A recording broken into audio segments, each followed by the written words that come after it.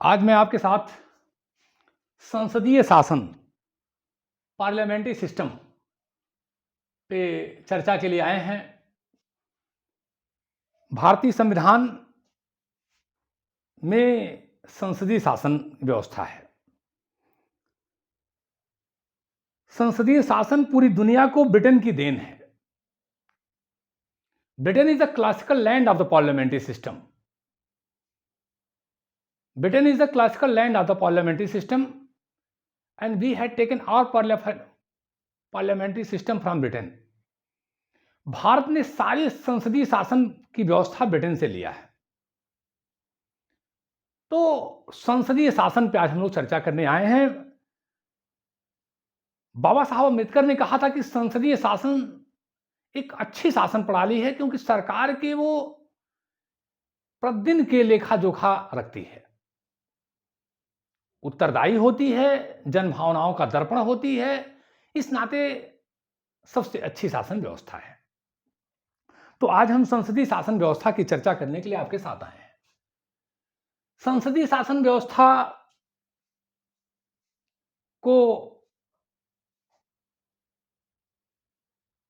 धीरे धीरे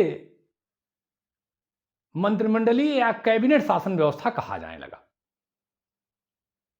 मंत्रिमंडलीय या कैबिनेट शासन व्यवस्था कहा जाने लगा और आगे चल के धीरे धीरे उसे प्रधानमंत्री शासन व्यवस्था कहा जाने लगा। तो जैनिंग्स ने इसे कैबिनेट शासन प्रणाली कहा है, मंत्रिमंडलीय शासन व्यवस्था, जैनिंग्स ने। और रिचर्ड क्रॉसमैन ने इसे प्रधानमंत्री शासन व्यवस्था कहा है। रिचर्ड क्रॉसमैन ने इसे प्रधानमंत्री शासन व्यवस्था कहा है। तो संसदीय शासन व्यवस्था धीरे धीरे मंत्रिमंडलीय शासन व्यवस्था और मंत्रिमंडलीय शासन व्यवस्था धीरे धीरे प्रधानमंत्री शासन व्यवस्था में परिवर्तित हो गया है। आज हम विस्तार से संसदीय शासन प्रणाली की चर्चा करने आए हैं। संसदीय शासन प्रणाली की अगर विशेषता बता दूं तो आपको ठीक से उसकी परिभाषा भी समझ में आ जाएगी। तो संसदीय शासन प्रणाली एक ऐसी शासन प्रणाली है जिसमें कार्यपालिका व्यवस्थापिका एक दूसरे के बड़े करीब होते हैं, एक होकर काम करते हैं, और बहुत सारी विशेषताएं हैं जो हम आपको बताएंगे, जिससे आपको संसदीय शासन प्रणाली समझ में आ जाएगी। पहली विशेषता कि कार्यपालिका के दो प्रधान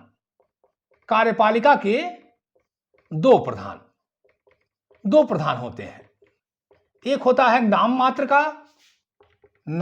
का प्रधान, और एक होता है वास्तविक प्रधान। दो प्रधान कार्यपालिका के होते हैं, एक नाम मात्र का प्रधान, एक वास्तविक प्रधान। ब्रिटेन में जो सम्राट होता है वो कार्यपालिका का नाम मात्र का प्रधान होता है। भारत में राष्ट्रपति कार्यपालिका का नाम मात्र का प्रधान होता है। हमारे राज्यों की व्यवस्था में गवर्नर कार्यपालिका का नाम मात्र का प्रधान होता है। सारे काम उनके नाम से किए जाते हैं। इस नाते उसे नाम मात्र का प्रधान, संवैधानिक प्रमुख, कॉन्स्टिट्यूशनल हेड इत्यादि नामों से पुकारा जाता है। नाम मात्र का प्रधान होता है, सिर्फ शासन का सारा काम उसके नाम से होता है।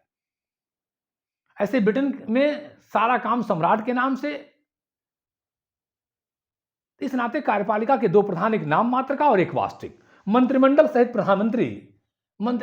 प्रधानमंत्री कार्यपालिका का वास्तविक प्रधान होता है। इस नाते कार्यपालिका के दो प्रधान होते हैं, एक नाम मात्र का और एक वास्तविक। ब्रिटेन में सम्राट नाम मात्र का प्रधान है, भारत में राष्ट्रपति नाम मात्र का प्रधान है, केंद्र में और राज्य में गवर्नर नाम मात्र का प्रधान है। और ब्रिटेन में मंत्रिमंडल सहित प्रधानमंत्री कार्यपालिका का वास्तविक प्रधान है, भारत में मंत्रिमंडल सहित प्रधानमंत्री कार्यपालिका का वास्तविक प्रधान है, राज्यों में मंत्रिमंडल सहित मुख्यमंत्री कार्यपालिका का प्रधान है। तो संसदीय शासन में कार्यपालिका के दो प्रधान होते हैं। मैं समझता हूं कि पहला विशेषता आप समझ गए। पहली विशेषताएं समझ जाएंगे तो परिभाषा वगैरह सब आपको समझ में आ जाएंगे। तो कार्यपालिका के दो प्रधान, एक नाम मात्र का और एक वास्तविक। दूसरा, कार्यपालिका के सदस्य व्यवस्थापिका के सदस्य होते हैं।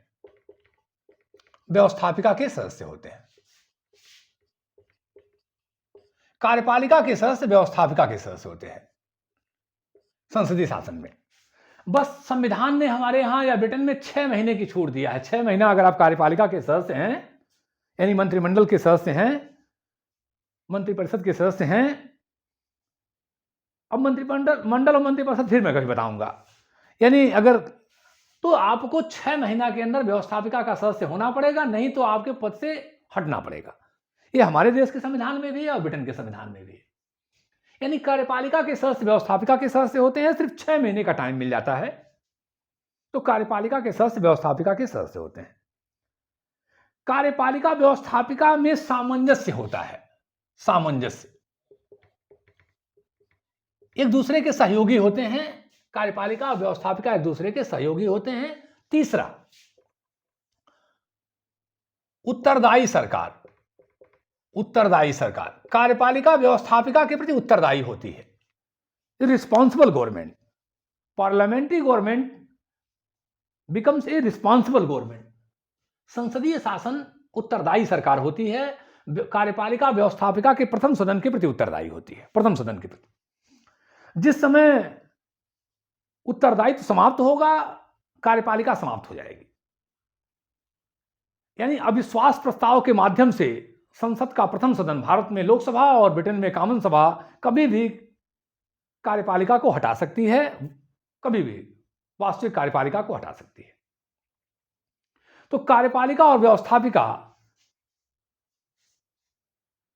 में जो संबंध होता है बड़ा महत्वपूर्ण है कि उत्तरदायी रिस्पॉन्सिबल गवर्नमेंट होती है संसदीय शासन में। यानी कार्यपालिका व्यवस्थापिका के प्रति उत्तरदायी होती है। जब तक कार्यपालिका का संसद के प्रथम सदन में बहुमत है तब तक वो है, बहुमत खत्म तो काम खत्म। इस नाते संसदीय शासन की तीसरी बड़ी विशेषता है कि यह उत्तरदायी सरकार होती है। कार्यपालिका व्यवस्थापिका के प्रति उत्तरदायी होती है, उसके प्रथम सदन के प्रति। यह भी ध्यान रखिएगा, प्रथम सदन के प्रति। चौथा, व्यक्तिगत एवं सामूहिक उत्तरदायित्व। व्यक्तिगत एवं सामूहिक उत्तरदायित्व। व्यक्तिगत एवं सामूहिक उत्तरदायित्व।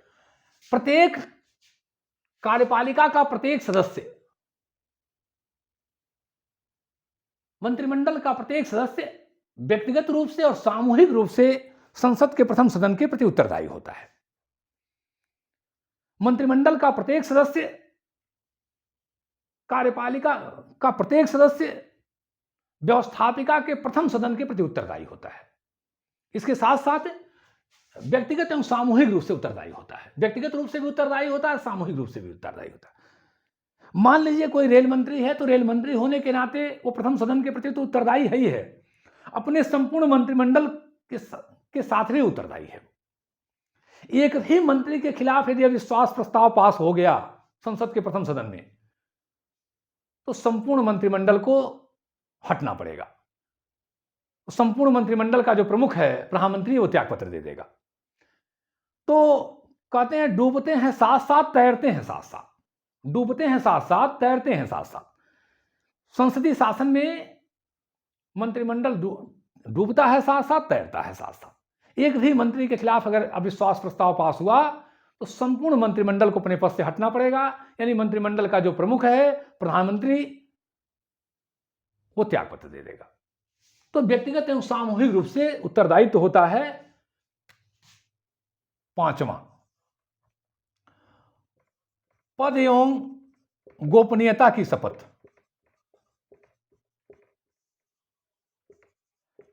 संसदीय शासन की एक बहुत बड़ी विशेषता होती है, संस्थात्मक शासन की एक बहुत बड़ी विशेषता होती है पद और गोपनीयता। पद और गोपनीयता। पद और गोपनीयता का मतलब हुआ कि प्रत्येक मंत्री को अपने पद और गोपनीयता की शपथ लेनी होती है। और जब तक प्रधानमंत्री की इच्छा नहीं होगी, जब प्रधानमंत्री का आदेश नहीं होगा, प्रधानमंत्री का इशारा नहीं होगा, कोई भी मंत्रिमंडल का सदस्य मंत्रिमंडल के निर्णय के विषय में कहीं भी कोई भी सूचना नहीं दे सकता है बिना प्रधानमंत्री की इच्छा के। तो पद और गोपनीयता की शपथ संविधान के द्वारा लिया जाता है। ये संसदीय शासन व्यवस्था की एक बहुत बड़ी विशेषता है, पद और गोपनीयता। जब तक प्रधानमंत्री का आदेश निर्देश नहीं होगा, कोई भी मंत्रिमंडल अपने मंत्रिमंडल के किसी भी निर्णय, विचार विमर्श, चर्चा विमर्श को कहीं भी बाहर में किसी के द्वारा भी उसकी चर्चा पर चर्चा नहीं करेगा, उसकी सूचना नहीं देगा, उस गोपनीयता को बनाए रखेगा। तो पद और गोपनीयता। अगला और महत्वपूर्ण कि प्रधानमंत्री का नेतृत्व। प्रधानमंत्री का नेतृत्व, संसदीय शासन में प्रधानमंत्री का नेतृत्व होता है। प्रधानमंत्री मंत्रिमंडल का सर्वे सर्वा होता है, उसके नेतृत्व में काम करना होता है, उसके निर्देशन में काम करता है, सारे मंत्रिमंडल को बनाता है, विभागों का बंटवारा करता है, मंत्रियों का स्तर तय करता है, उनका जीवन तय करता है, जब तक चाहेगा कोई मंत्री पद पे रहेगा। मैं प्रधानमंत्री जब पढ़ाऊंगा तो स्पेशली एक वीडियो लेके आऊंगा आपके साथ, लेकिन अभी जानिए कि प्रधानमंत्री के नेतृत्व में पूरा मंत्रिमंडल काम करता है। तो संसदीय शासन की पूरी व्यवस्था प्रधानमंत्री के नेतृत्व में चलती है, उसका निर्णय अंतिम निर्णय होता है, वो मंत्रियों को तय करता है, उनका विभाग तय करता है, उनका स्तर तय करता है, उनका जीवन तय करता है, एजेंडा तय करता है। एजेंडा का मतलब किस पे बोलना है, और अंतिम निर्णय प्रधानमंत्री का होता है, सारे मंत्रिमंडल की बैठकों का नेतृत्व करता है, तो प्रधानमंत्री का नेतृत्व होता है। ये संसदीय शासन की इतनी विशेषताएं प्रमुख हैं, इसके अलावा कोई विशेष विशेषता बचती भी नहीं है, आपको बता दो। तो संसदीय शासन प्रधानमंत्री के नेतृत्व को लेके रेंजे मेयर का कहना है कि यदि कैबिनेट राज्य के जहाज को चलाने वाला पहिया है तो प्रधानमंत्री चालक है। रेंजे मेयर का कहना है कि यदि कैबिनेट या मंत्रिमंडल राज्य के जहाज को चलाने वाला पहिया है तो प्रधानमंत्री उसका चालक है। यदि राज्य के जहाज को चलाने वाला पहिया है अगर मंत्रिमंडल, तो प्रधानमंत्री उसका चालक है। प्रधानमंत्री का पद बहुत ही महत्वपूर्ण है। अब हम चर्चा करेंगे कि संसदीय शासन के गुण और दोष। तो पहले हम गुण की चर्चा करेंगे। संसदीय शासन में व्यवस्थापिका और कार्यपालिका में सहयोग होता है, सामंजस्य होता है। व्यवस्थापिका और कार्यपालिका, चूंकि कार्यपालिका के सदस्य व्यवस्थापिका के सदस्य होते हैं, कार्यपालिका व्यवस्थापिका के प्रति उत्तरदायी होती है, बहुमत का शासन होता है, इस नाते दोनों में बड़ा सहयोग होता है, सामंजस्य होता है, कोई विरोध नहीं होता है, दोनों मिल करके अपना काम करते हैं, व्यवस्थापिका के साथ पूरा सहयोग करते हैं। चूंकि वो कार्यपालिका के भी सदस्य हैं, वो व्यवस्थापिका के भी सदस्य हैं, तो कार्यपालिका के रूप में भी काम करना है, व्यवस्थापिका में भी जाके उनको काम करना है, प्रश्नों का जवाब देना है, विधि निर्माण कार्य करने हैं और बहुत सारे काम करने हैं, तो आपसी बहुत सहयोग और सामंजस्य होता है। दूसरी विशेषता कि संसदीय शासन, ये तो बात क्लियर हो गई कि व्यवस्थापिका और कार्यपालिका में सहयोग होता है, सामंजस्य होता है, यानी कार्यपालिका के सदस्य व्यवस्थापिका के सदस्य होते हैं, दोनों का आपस में बड़ा सहयोग होता है। कार्यपालिका व्यवस्थापिका के प्रति उत्तरदायी होती है, व्यवस्थापिका के प्रथम सदन के प्रति। कार्यपालिका सारे संसदीय कार्यों में भाग लेती है, जवाब देती है, विधि निर्माण कार्य में नेतृत्व करती है, तो कार्यपालिका और व्यवस्थापिका में बहुत सहयोग होता है। बहुमत का शासन होता है, क्योंकि कार्यपालिका बहुमत के बल पे है, तो खासकर प्रथम सदन में, तो निश्चित रूप से उनका आपस में बड़ा सहयोग होगा, सामंजस्य होगा, उनमें बड़ी एकता होगी। अगला, यह शासन जनता के प्रति उत्तरदायी होता है, कोई विरोध नहीं होता है। संसदीय शासन जनता के प्रति उत्तरदायी होती है, ये एक उत्तरदायी सरकार होती है, क्योंकि कोई भी कार्यपालिका तब तक अपने पद पे है, वास्तविक कार्यपालिका की बात मैं कर रहा हूं, जब तक वो उसका सदन, संसद के प्रथम सदन में बहुमत है। जैसे बहुमत खत्म, कार्यपालिका खत्म, तो निश्चित रूप से एक उत्तरदायी सरकार होती है। और ऐसी सरकार जनता के प्रति उत्तरदायी होती है, क्योंकि जनता के चुने हुए प्रतिनिधि संसद में जाते हैं, जनता के भावनाओं के अनुरूप कार्य करते हैं, कार्यपालिका पे वो दबाव डालते हैं। चूंकि कार्यपालिका उनके प्रति उत्तरदायी है, इस नाते कार्यपालिका कभी भी संसद के प्रथम सदन को इग्नोर कर ही नहीं सकती, नजरअंदाज कर ही नहीं सकती है। नजरअंदाज करेंगे तो हटा देगी, आपको हटा देगी, कान पकड़ के बाहर, अविश्वास प्रस्ताव के माध्यम से। इस नाते जनता के प्रति एकदम जागरूक होते हैं, जनता की इच्छा के अनुसार चलती है कार्यपालिका। बाबा साहब ने कहा था कि संसदीय शासन की जो सबसे बड़ी अच्छी विशेषता है कि संसदीय शासन सदैव जनता के हितों का ध्यान रखती है, जनता के भावनाओं का ध्यान रखती है, क्योंकि जनता के चुने हुए प्रतिनिधियों के प्रति कार्यपालिका उत्तरदायी होती है। अब जनता के चुने हुए प्रतिनिधि हैं तो वो जन भावनाओं का ध्यान तो रखेंगे, क्योंकि लोकतंत्र में फिर चुनाव में जनता के पास जाना है, इस अंजुमन में आपको आना है बार बार, तो जनता के पास जाना है, तो जाहिर सी बात है कि जनता के प्रतिनिधियों का आपको ध्यान रखना पड़ेगा और आप उनके प्रति उत्तरदायी हैं। बहुमत का शासन है, बहुमत कौन देता है? तो संसद का प्रथम सदन। तो निश्चित रूप से यह सरकार जनता के हितों का ध्यान रखती है। विरोध नहीं, कोई आपस में विरोध नहीं होता है, न व्यवस्थापिका का कार्यपालिका से, न कार्यपालिका का व्यवस्थापिका से, न जनता की भावनाओं से। चूंकि जनता के चुने हुए प्रतिनिधियों के साथ आपको जनता के प्रतिनिधि कार्यपालिका से सवाल पूछ सकते हैं, और राजनीति में question hour is tension hour. प्रश्नों का जवाब देना इतना आसान नहीं होता है। आपको बताऊं कि यदि ईमानदारी से प्रश्नों को संचालित कर दिया जाए तो आधे संसद के सदस्य भारतवर्ष में त्यागपत्र दे देंगे। आधे मंत्री कहेंगे मोदी साहब लीजिए अपना इस्तीफा, हम नहीं रह पाएंगे। इसी नाते तोड़फोड़, हंगामा, मारपीट, झगड़ा, बवाल संसद में चलता है। जनता कितनी बड़ी गाढ़ी कमाई का दुरुपयोग होता है, क्योंकि अगर ईमानदारी से सदन को चला दिया जाए तो जनता के प्रश्न सामने आएंगे और इतना आसान नहीं है उसका जवाब दे पाना। इसी नाते हु हंगामा करते हैं तो आपस में कोई विरोध नहीं है, क्योंकि जनता के प्रश्नों का जवाब देना है। जनता की भावनाओं का दर्पण है, जन भावनाओं का दर्पण है संसद का प्रथम सदन, और उसके प्रति उत्तरदायी है मंत्रिमंडल, उसके प्रति उत्तरदायी है कार्यपालिका। तो कोई विरोध नहीं है, जन भावनाओं के प्रति कोई विरोध नहीं है, बल्कि जन भावनाओं का हर समय ध्यान रखना पड़ता है। तीसरा, सरकार निरंकुश नहीं हो पाती है। संसदीय शासन में निरंकुशता का तो कोई प्रश्न ही नहीं उठता है भैया, क्योंकि संसद का प्रथम सदन हमेशा सरकार पे अंकुश लगाता है, नियंत्रण लगाता है। बहुमत का शासन है। अविश्वास प्रस्ताव के माध्यम से जरा सा भी निरंकुश होंगे तो हटा देंगे, लात मार के किनारे जाओ भैया। तो संसद के प्रथम सदन के प्रति सरकार यानी कार्यपालिका को हमेशा हमेशा नतमस्तक होना पड़ेगा, उसको लेके चलना पड़ेगा। और संसद में प्रश्न पूछकर, काम रोको प्रस्ताव, कार्य स्थगन प्रस्ताव, बजट कटौती, अविश्वास प्रस्ताव, बहुत सारे माध्यम हैं। प्रश्न पूछकर नियंत्रण लगाया जाता है। काम रोको प्रस्ताव, काम को रोक दीजिए, पहले इस पर चर्चा कीजिए मुख्य विषय पे। कार्य स्थगन प्रस्ताव, सारे काम को स्थगित कर दीजिए, पहले हमारे विषय पर चर्चा कीजिए। बजट कटौती, अविश्वास प्रस्ताव के माध्यम से संसद नियंत्रण लगाती है सरकार पे, जिसमें अविश्वास प्रस्ताव केवल प्रथम सदन ही ला सकता है, बाकी तो दूसरा सदन भी ला सकता है। तो बजट कटौती और अविश्वास प्रस्ताव प्रथम सदन का है, बाकी तो कार्य स्थगन, काम रोको और प्रश्न तो दूसरा सदन भी पूछ सकता है। तो ये बहुत बड़ा नियंत्रण होता है संसद का कार्यपालिका के प्रति। विशेष करके प्रथम सदन बजट कटौती कर देगा, विश्वास प्रस्ताव ला देगा, बाकी तो प्रश्न पूछकर, काम रोको, कार्य स्थगन दोनों सदन कर सकते हैं। ये इस नाते सरकार को निरंकुश होने का प्रश्न ही नहीं उठता है। तीसरा, समयानुसार परिवर्तन। संसदीय शासन में समयानुसार परिवर्तन हो जाता है। जब कोई आवश्यकता पड़ी परिवर्तन हो गया। अगर किसी का बहुमत नहीं आया चुनाव में तो मिलीजुली सरकार बन गई। कोई संकट आ गया, जैसे प्रथम विश्व युद्ध में ब्रिटेन ने अपने प्रधानमंत्री चेंज कर लिया, द्वितीय विश्व युद्ध में प्रधानमंत्री चेंज कर लिया, चैम्बरलेन को हटा के चर्चिल को प्रधानमंत्री बना दिया, बड़े आसानी से परिवर्तन हो जाता है। तो समयानुसार संसदीय शासन में परिवर्तन आसान होता है। योग्य, अनुभवी, लोकप्रिय लोगों का शासन। संसदीय शासन में पार्टी के बड़े नेता, दल के बड़े नेता, योग्य नेता, अनुभवी नेता, कुशल नेता शासन में शामिल होते हैं। उनका लंबा अनुभव होता है। उनके अनुभव का, प्रतिभा का, क्षमता का लाभ शासन प्रशासन देश को मिलता है। राजनीतिक शिक्षा।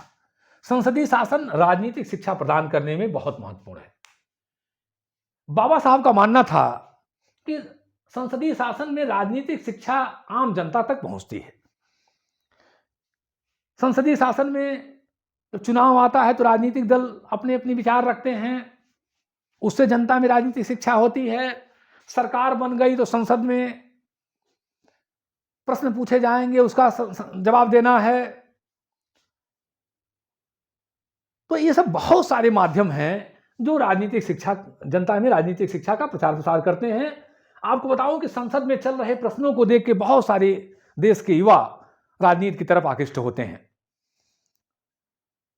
अगर ईमानदारी से प्रश्न चलाया जाए, जैसा कि पहले भारतीय संसद में चलाए जाते थे, बहुत योग्य लोग, बहुत दक्ष, हालांकि आज भी ये सरकार बहुत अधिक से अधिक, केंद्र सरकार, मोदी जी की सरकार अधिक से अधिक संसद को चलाना चाहती है, जिससे जनता की समस्याएं सामने आए, उनका निदान किया जा सके, लोगों में राजनीतिक शिक्षा बढ़े। हालांकि कुछ विरोधी तत्व उसका बहुत ज़्यादा उस पर रोक टोक भी करते हैं। संसद को चलने नहीं देते हैं। लेकिन कुल मिला जुला के हम देखें तो इसमें संसदीय शासन में राजनीतिक शिक्षा का प्रचार प्रसार बहुत ज्यादा होता है। अब इसके कुछ दोष, आलोचना। पहला आलोचना कि शक्ति पृथक्करण सिद्धांत का विरोध। संसदीय शासन में शक्ति पृथक्करण सिद्धांत, शक्ति पृथक्करण सिद्धांत, यह सिद्धांत मॉन्टेस्क्यू ने लाया था। फ्रांसीसी चिंतक हैं जिनकी पुस्तक, जिनका सिद्धांत है शक्ति पृथक्करण सिद्धांत। शक्तियों का बंटवारा, अलग अलग शक्तियों को बांट दिया जाए, कार्यपालिका शक्ति अलग, व्यवस्थापिका शक्ति अलग, न्यायपालिका अलग। और यहां क्या होता है, संसदीय शासन में कार्यपालिका और व्यवस्थापिका एक में मिला दिया जाता है। लो भैया, कार्यपालिका और व्यवस्थापिका एक में मिल गई, क्योंकि जो कार्यपालिका के सदस्य हैं वही व्यवस्थापिका के भी सदस्य हैं। तो यह शक्ति पृथक्करण सिद्धांत का उल्लंघन है। शक्ति को जो अलग अलग करने की बात है, उस सिद्धांत का उल्लंघन है, ये ठीक नहीं है।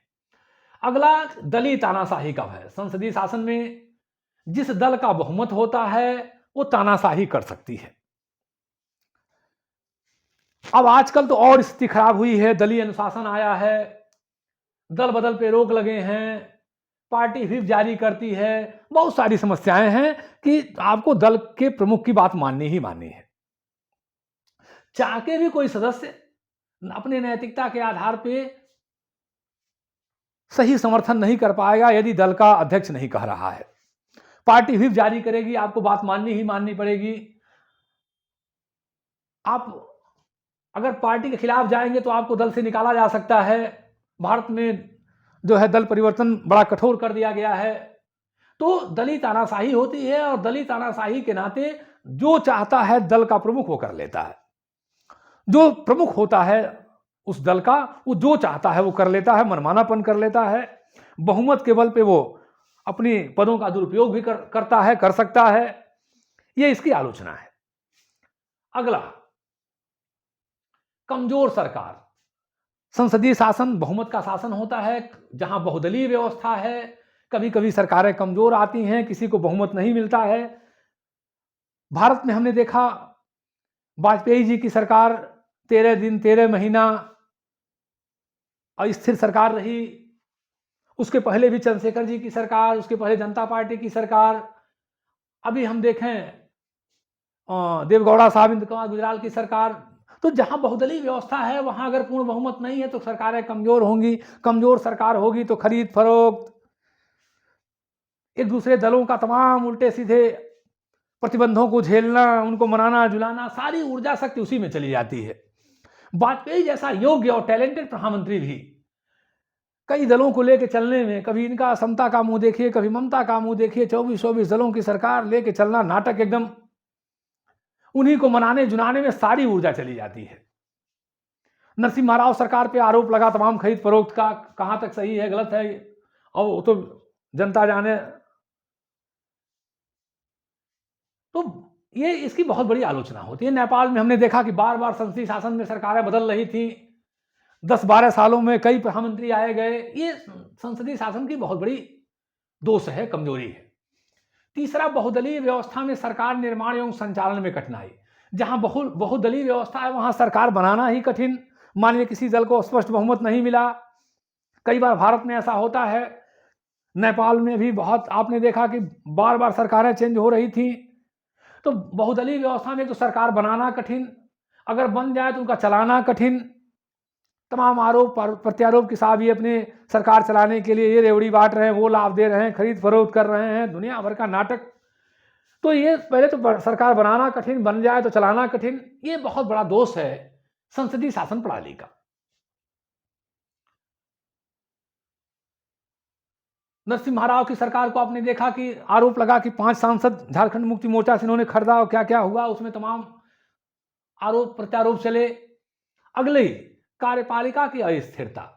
ये संसदीय शासन की बहुत बड़ी समस्या है कि सरकारें आती हैं जाती हैं बहुमत के अभाव में, बार बार कब दल के नेता परिवर्तन कर जाएं, कब क्या कर जाएं, समर्थन हटा लें। खासकर जब सरकार किसी का स्पष्ट बहुमत न हो, मिली जुली सरकार हो तो अस्थिरता। और जब कार्यपालिका अस्थिर होगी तो शासन व्यवस्था अस्थिर होगी, बार बार चुनाव होंगे, बार बार खर्चा आएगा, बहुत समस्या। कोई भी ठीक से काम नहीं हो पाएगा, अधिकारीगण और डिस्टर्ब रहेंगे, देश की जनता पे बार बार बोझ पड़ेगा। तो बहुत बहुत समस्या है। अगली आलोचना है कि अक्षम व्यक्तियों का शासन, उग्र दलबंदी। संसदीय शासन में लोकप्रियता के आधार पे नेता चुन के आ जाते हैं। हम भारत में देख लें, किसी जाति के नाम पे, कोई भाषा के नाम पे, कोई अपने लोकप्रियता के नाम पे, कोई टिक टाक के नाम पे आ गए, कोई बाप के नाम पे आ गया, कोई मौसा के नाम पे आ गया। तमाम अक्षम लोग आ जाते हैं राजनीति में, नाचने वाले, गाने वाले तमाम आ गए, जिनको राजनीति की ABCD नहीं मालूम है। अच्छा, दलों की भी बड़ी मजबूरी है, जनता को आकृष्ट करने के लिए तमाम लोगों को ले लेते हैं जो किसी क्षेत्र में लोकप्रिय हों, भले वो राजनीति का ककारा न जानते हों, ले लेंगे उनको कि भाई इससे पब्लिक आकृष्ट होगी, हमारी तरफ वोट आएगा। तो इससे अयोग्य लोग शासन में आ जाते हैं, अयोग्य लोग व्यवस्थापिका में पहुंचेंगे, वही फिर कार्यपालिका में पहुंच जाते हैं। तो ये अक्षम, अयोग्य, कम और राजनीतिक अयोग्य लोगों का शासन होता है, ऐसे आरोप लगता है। उग्र दलबंदी, संसदीय शासन में दल जो सत्ता में आ गए वो तो ठीक है, जो सत्ता में नहीं है वो दिन रात लगे रहते हैं कि भैया हम भी सत्ता में आ जाएं, जोड़ तोड़ में लगे रहते हैं, अगले दलों को तोड़ने में, अपने दलों को जोड़ने में, ये दल बदल तोड़ने जोड़ने में दिन रात लगे रहते हैं। उग्र दलबंदी चलती है। संकट काल में कमजोर कार्यपालिका, संसदीय शासन की एक बहुत बड़ी कमजोरी है, दोष है कि संकट काल में कमजोर होता है, क्योंकि कई पार्टियां हैं, खासकर बहुदलीय व्यवस्था में। हम ब्रिटेन और अमेरिका की बात थोड़ी छोड़ दें थोड़ी देर के लिए, क्योंकि वहां ज्यादातर 2 पार्टी सिस्टम है, 2 दलीय शासन है, वहां थोड़ा ठीक है। अब भारत जैसे देश में संकट काल आया तो सर्वदलीय मीटिंग बुलाइए, अब सर्वदलीय मीटिंग बुलाइए, सबको लेके चलिए, तब तक पता चला चर्चा परिचर्चा, इसी में कोई संकट आ गया तो निर्णय लेना कठिन है। एक नेता उधर मुंह करेगा, एक इधर मुंह। अब खास करके अगर आप गठबंधन की सरकार हो तो और हालत खराब है। हम देखते हैं हमारे प्रधानमंत्री मोदी जी इतने पूर्ण बहुमत में है, उसके बावजूद भी उनको जो है कोई बात आई तो सर्वदलीय बैठक बुलाइए, तो कोई कहेगा ठीक है, कोई अभी चीन का संकट भारत के साथ युद्ध का था, कोई कहे ठीक है, कोई नहीं ठीक है, कोई ये है वो है, दुनिया भर की। कोई कानून लाना है तो सबको बहुत संकट है। संकट काल में तो बहुत कमजोर कार्यपालिका हो जाती है। अगली आलोचना है बड़ा मंत्रिमंडल। संसदीय शासन में मंत्रिमंडल बड़ा होता है। अरे तो कहिए प्रधानमंत्री मोदी